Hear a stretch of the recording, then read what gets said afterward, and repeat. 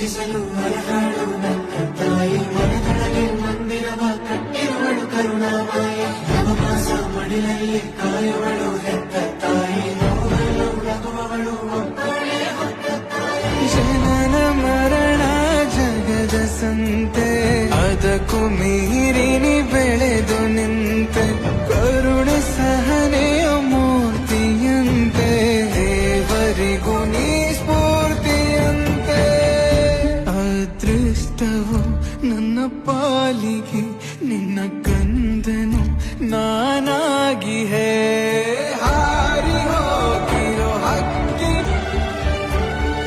ಗುಡಿಯೊಳಗೆ ಪೂಜಿಸಲು ಹರಹಾಡು ನನ್ನ ತಾಯಿ ಮನದೊಳಗೆ ಮಂದಿರವ ಕಟ್ಟಿರುವಳು ಕರುಣಾಮಾಯಿ ನವಮಾಸ ಮಡಿಲಲ್ಲಿ ಕಾಯುವಳು ಹೆತ್ತ ತಾಯಿ ನೋವಲು ನಗುವವಳು ಒಬ್ಬಳೇ ಹೊತ್ತ ತಾಯಿ ಜನನ ಮರಣ ಜಗದ ಸಂತೆ ಅದಕ್ಕೂ ಮೀರಿ ಬೆಳೆದು ನಿಂತೆ ಕರುಣೆ ಸಹನೆಯ ಮೂರ್ತಿಯಂತೆ ದೇವರಿಗೂ ನೀ ಸ್ಫೂರ್ತಿಯಂತೆ ಅದೃಷ್ಟವು ನನ್ನ ಪಾಲಿಗೆ ನಿನ್ನ ಕಂದನು ನಾನಾ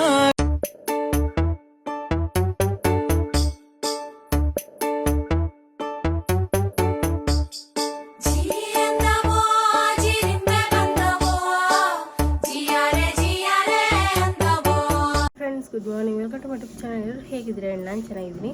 ಸೊ ಇವತ್ತು ಬೆಳಗ್ಗೆ ಬೇಗ ಎದ್ದು ರೆಡಿ ಆಗಬೇಕಿತ್ತು. ಈಗ 6:30 ಹೋಗಿದೆ, ಇನ್ನೂ ಯಾರೂ ರೆಡಿಯಾಗಿಲ್ಲ. ದೊಡ್ಡವರೆಲ್ಲ ಬೇಗ ರೆಡಿ ಆಗ್ತಿದ್ದಾರೆ. ಬನ್ನಿ ಈಗ ಪಟ್ ಅಂತ ಹೋಗಿ ರೆಡಿ ಆಗಿಬಿಟ್ಟು ಮತ್ತೆ ಸಿಗ್ತೀನಿ. ಆಮೇಲೆ ಗುರುಪ್ರಸಾದ್ ಬ್ಲಾಗು ಹೇಗಿರುತ್ತೆ, ಹೇಗೆ ಮಾಡ್ತಾರೆ ಅಂತ ನಿಮ್ಮ ಜೊತೆ ಶೇರ್ ಮಾಡ್ಕೊಳ್ತೀನಿ. ಮನೆ ದೇವರವರ ಮಹಿಮೆ ಅಗೋಚರ ಕಳೆಯಿತು ಕಹೀಶ್ವರ ಇನ್ನೇನು ಕವಿದಾ ನಾನು ರೆಡಿಯಾಗಿದೆ ಇತ್ತು. ಬನ್ನಿ ಈಗ ಮೇಲುಗಡೆ ಹೋಮ ಎಲ್ಲ ಆಲ್ಮೋಸ್ಟ್ ಆಗೋಗಿದೆ ಅನಿಸುತ್ತೆ. ಸೊ ಹೋಗಿ ನೋಡೋಣ ಏನಾಗಿದೆ, ಏನು ಕತೆ ಅಂತ, ಏನು ಮಾಡ್ತಿದ್ದಾರೆ ಅಂತ ನಿಮ್ಮ ಜೊತೆ ಶೇರ್ ಮಾಡ್ಕೊಳ್ತೀನಿ.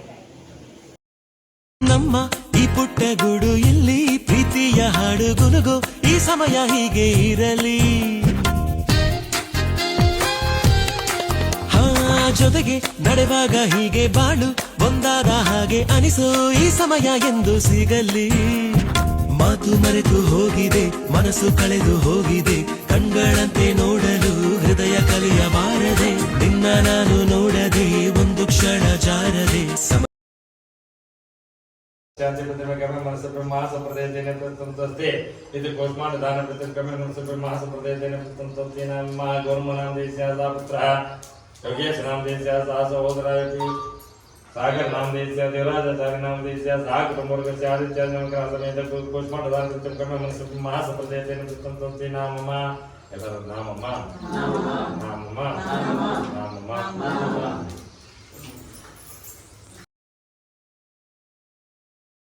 ನಿಮದೇ ಗೆಲುವಿದು, ನಿಮದೇ ಛಲ ಇದು, ಛಲದ ಫಲ ಇದು.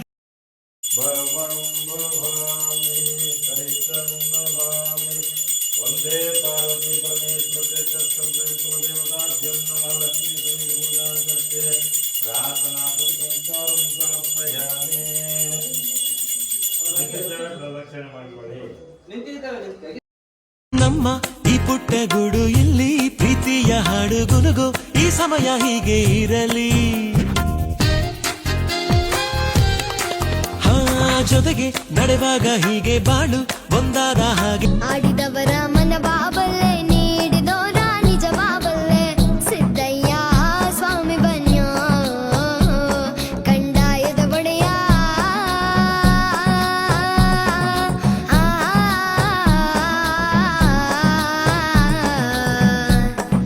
ಲಿಂಗಯ್ಯ ದಯ ಮಾಡೋ.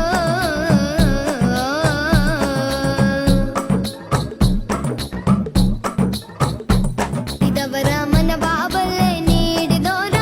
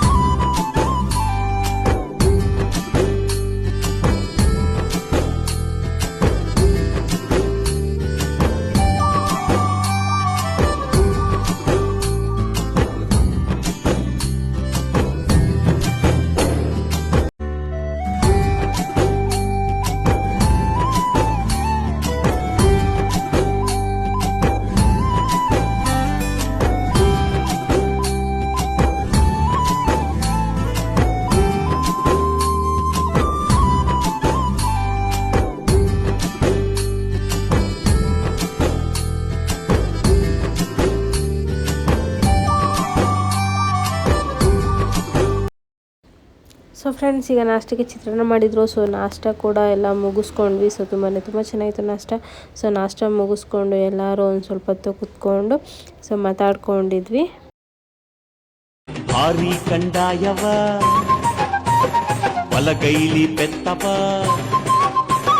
ಭಾರಿ ಕಂಡಾಯವ ಬಲಗೈಲಿ ಬೆತ್ತವ, ಹಿಡಿದ ನಮ್ ಸಿದ್ದಯ್ಯನ ನೋಡೋಣ ಬನ್ನಿ. ಸಿದ್ದಯ್ಯ ಆಡಿದವರ ಮನ ಬಾಬಲ್ಲೆ, ನೀಡಿದೋರ ನಿಜ ಬಾಬಲ್ಲೆ, ಸಿದ್ದಯ್ಯ ಸ್ವಾಮಿ ಬನ್ಯ ಕಂಡಾಯದ ಒಡೆಯ.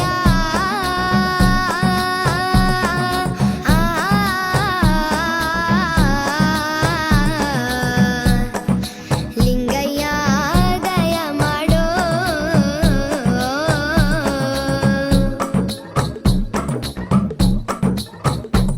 ಇದವರ ಮನ ಬಾಬಲ್ಲೆ, ನೀಡಿದೋರ ನಿಜ ಬಾಬಲ್ಲೆ, ಸಿದ್ದಯ್ಯ ಸ್ವಾಮಿ ಬನ್ಯ ಕಂಡಾಯದ ಒಡೆಯ.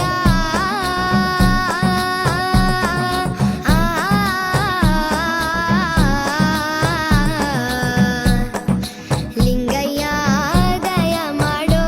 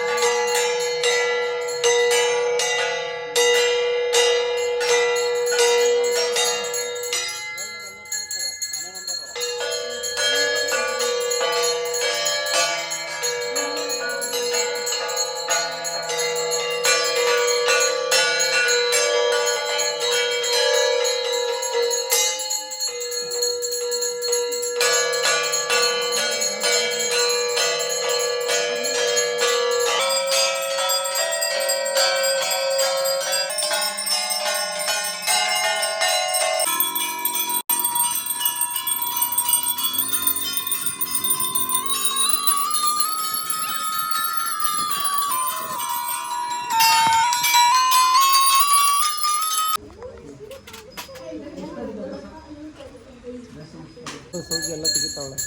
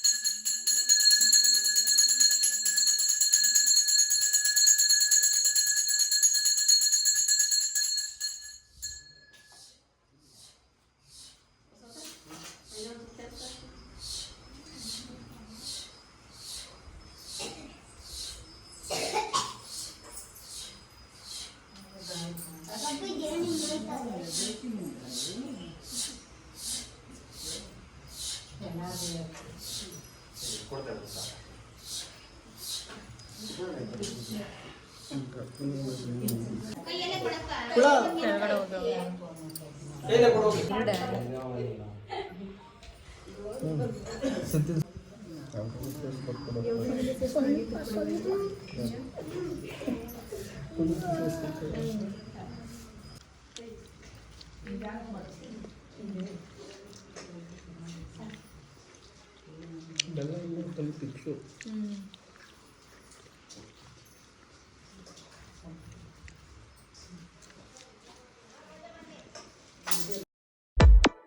ಈ ಜನುಮವೇ ದೊರಕಿದೆ ರುಚಿ ಸವಿಯಲು.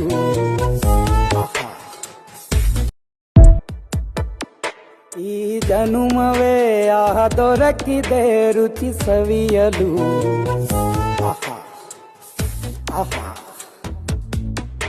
ಈ ಜಗವಿದೆ ನವರಸಗಳ ಉಣಬಡಿಸಲು. ಬಿಸಿ ಬಿಸಿ ಇದೆ ಬಿಸಿ ಬಿಸಿ ಇದೆ ನಳಪಾಕ ದಿನ ದಿನ ನೂತನ.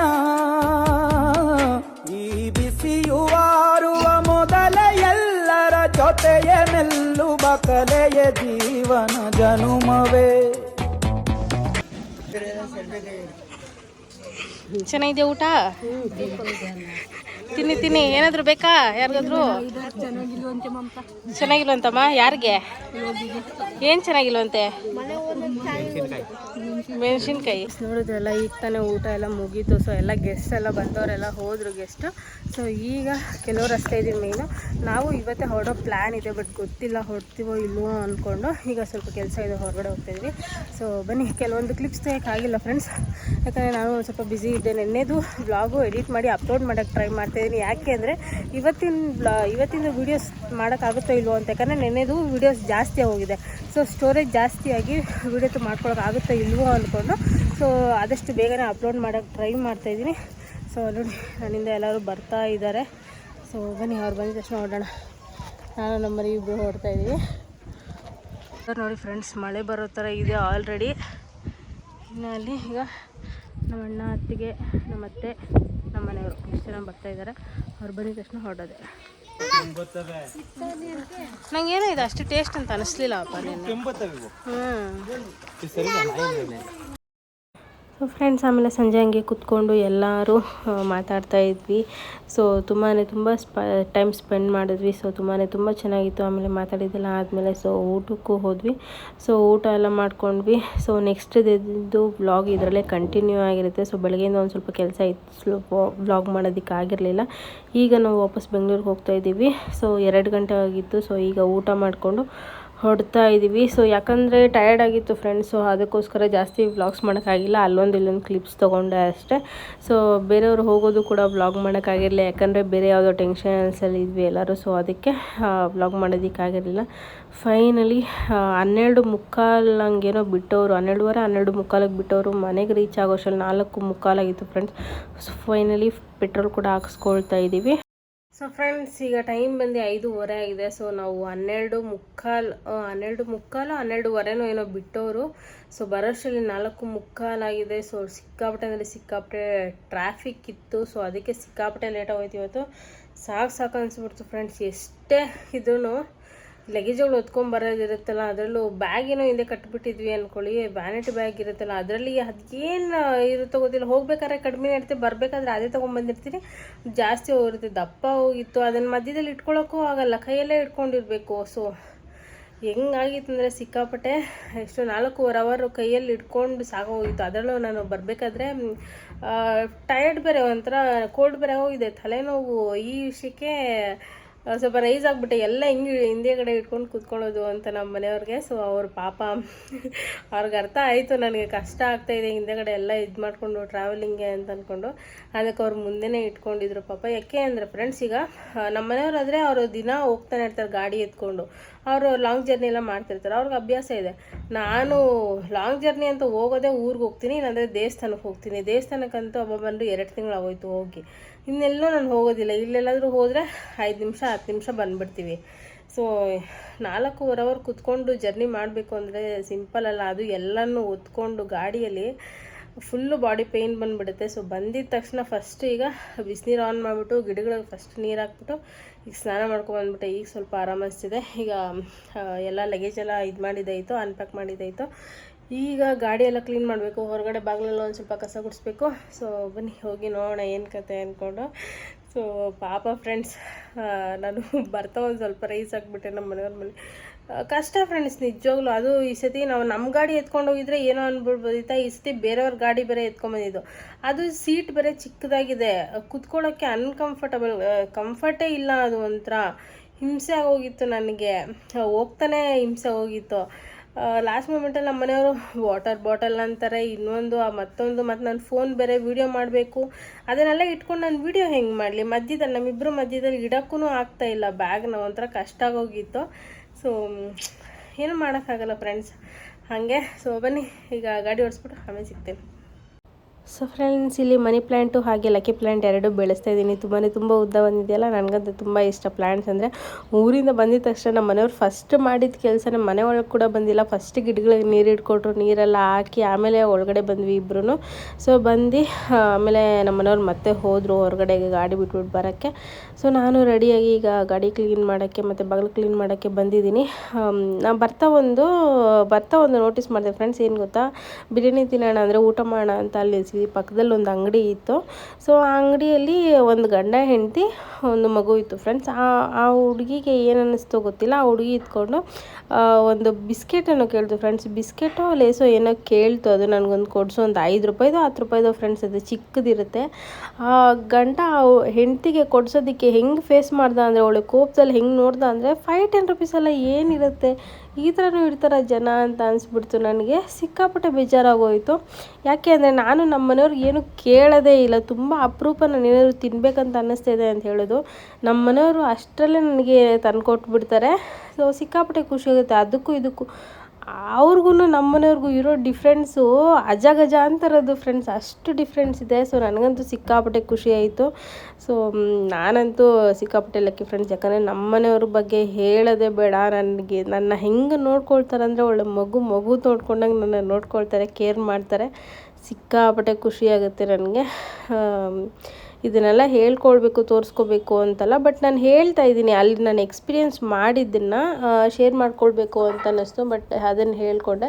ಈಗ ಬರ್ತಾ ಕೂಡ ಅಷ್ಟೇ, ನಾನಲ್ಲಿ ಬರ್ತಾ ಗಾಡಿಯಲ್ಲಿ ನನಗೆ ಆಗೋದಿಲ್ಲ ಎಲ್ಲ ಇಟ್ಕೊಂಡು ಟ್ರಾವೆಲ್ ಮಾಡೋಕ್ಕೆ ಆಗೋದಿಲ್ಲ ಅಂತ ರೈಸ್ ಆದೆ. ಬಟ್ ನಮ್ಮ ಮನೆಯವ್ರು ರೈಸ್ ಆಗಿಲ್ಲ. ಯಾಕಂದರೆ ನಾವು ಹಂಗೆ ಆವಾಗಿಂದನೂ ಹಂಗೆ ಇವಾಗಿಂದ ಅಂತಲ್ಲ.